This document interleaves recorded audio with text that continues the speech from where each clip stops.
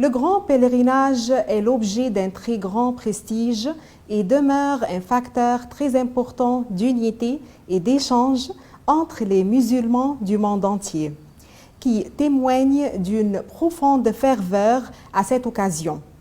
Pour les mystiques, le trajet vers le lieu saint constitue symboliquement le voyage vers l'unité divine.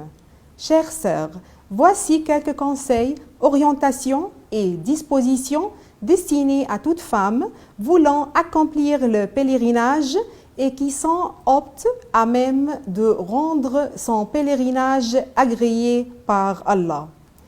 Et le pèlerinage agréé, comme le dit le prophète, n'a pour récompense que le paradis. La sincérité à l'égard d'Allah est une condition de validité et d'agrément pour tout acte culturel, donc du pèlerinage. Soyez donc sincères à l'égard d'Allah, le Très-Haut, dans votre pèlerinage.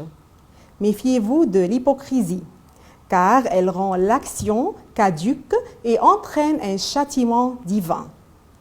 Suivre la sunna de manière à conformer ses actes aux enseignements du prophète constitue une deuxième condition de validité et d'agrément des actes.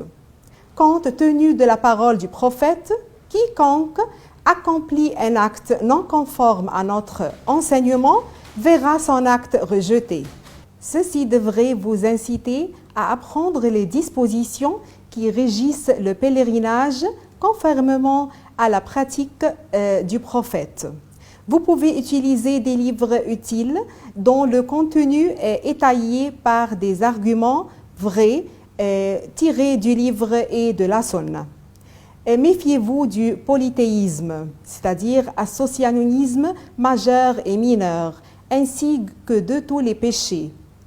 En effet, le polythéisme majeur exclut son auteur de l'islam, rend son œuvre caduque et lui entraîne la nullité de l'œuvre et provoque le châtiment divin.